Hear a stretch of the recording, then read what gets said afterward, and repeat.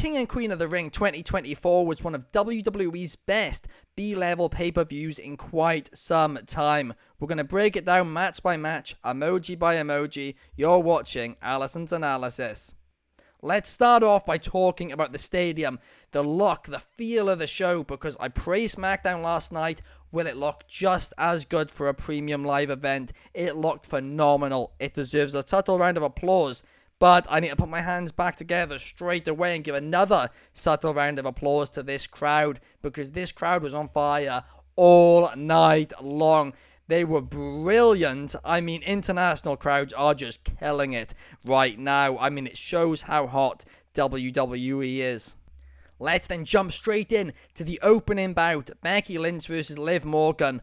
Well, Becky Lynch wrestled in a suit, and I wasn't sure how I felt about this in the beginning of the match, but as it went on, I mean, this fashion statement, it was certainly a fashion statement. A thumbs up from me, but let's be real, what we all actually care about was the match itself. Becky Lynch, Liv Morgan, the Women's World Championship. And these two ladies, well, they just killed it, didn't they? They put on a really, really fun matchup. But the big talking point was Dominic Mysterio, because on the pre-show, he announced that he was there. He was in Saudi Arabia, and the reason he was there was to cost Liv Morgan her World Championship opportunity, which he still believes belongs to Rhea Ripley. And of course, Liv Morgan injured Rhea Ripley. It makes sense. It's a good storyline. But we also know that Liv Morgan and Dominic Mysterio have been, lurking around together in the background of shots during Raw. And Finn Balor and Liv Morgan this week on Raw came out with the same car. So it's certainly very, very interesting to see, where this goes. And it went straight into this match. It certainly did. Because Dominic Mysterio tried to help Becky Lynch win by throwing in a chair, but ultimately it just gave Liv Morgan the assist, and Liv Morgan is the new Women's World Champion. Now, this was brilliant. Why was it brilliant, you ask? Well, I'll tell you why it was brilliant. Because we still don't know. Has Dom turned on Rhea? Is Dom working with Liv? Is Dom just messing up? I mean, he's messed up a lot in the past. It wouldn't be a surprise if he messed up again. But the fact that this is so open, there's so much to discuss, it's just outstanding, and it deserves a subtle round of applause. Great opener to King and Queen of the Ring. Up next, I need to get my money bag out, because the triple threat for the Intercontinental Championship can take my money. Sami Zayn, Bronson Reed, and Chad Gable was a blast. Listen, it wasn't, an instant classic or anything like that, right? I'm not giving it that level of praise, but it was just such a fun matchup. And listen, Otis cost Chad Gable the match ultimately, and the moral of the event so far, 2 matches in, is just don't let anybody be ringside, because they'll mess up. Because we had Dominic Mysterio first, well, if he messed up, and then Otis in this match. Really fun triple threat match. It was exactly that. Really fun. We then move on to the Queen of the Ring final, when Nia Jax took on Lyra Valkyria, and this wasn't anything, too special, but it was a really just fun and enjoyable match. It did its job, both women looked great in it, and Nia Jax got the win. And Nia Jax, right, we need to appreciate how much she has improved. Because it is hard to improve when people are constantly hating on you, like they were to Nia Jax. I mean, 2016, 2017, 2018, even 2019, people were being so horrible to Nia Jax. And yeah, some of the criticism was valid, but ultimately she received so much hate. But she didn't let it stop her. She continued working hard, and she's improved so much. And she really deserves this Queen of the Ring moment. She absolutely does. Subtle round of applause from me. Congratulations, Nia Jax. You deserve it. Up next, we had the King of the Ring final, Gunther versus Randy Orton, and my oh my, this match was outstanding. The in-ring psychology between these two, it was beautiful. It truly was. I mean, Gunther and Randy Orton, they are two guys who do a lot with a little, and that showed in this match. The story they told in between the ropes was just perfection to me. And yes, I know the finish was controversial. Obviously, it looked like it could have been a botch. Randy Orton's shoulder, it was up. But guess what? Ultimately, it just protects Randy Orton. Gunther got the win. Randy Orton's got an excuse. They acknowledged it on commentary. It's not like they, hid from it.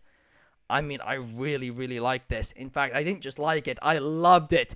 This, for me, could well be a match of the year contender because it was a banger of a bout.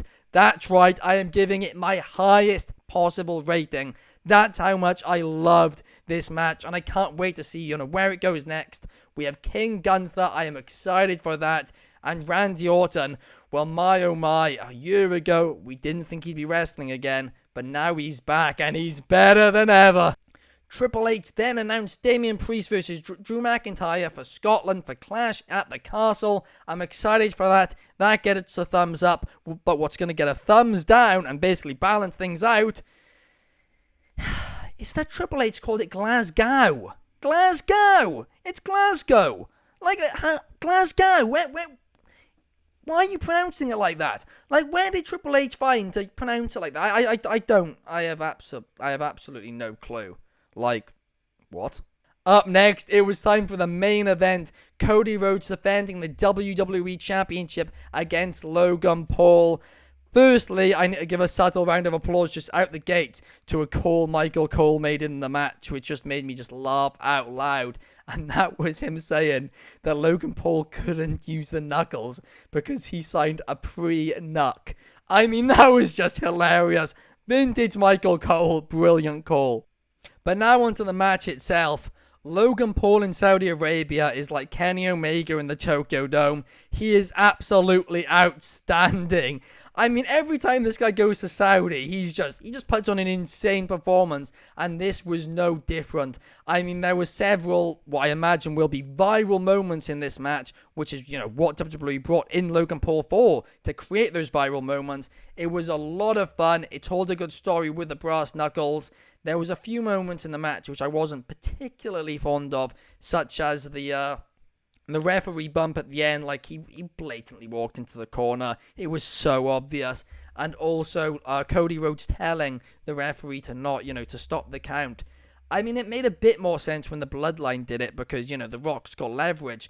But Cody Rhodes telling somebody, a referee to stop the count, I wasn't a fan of that.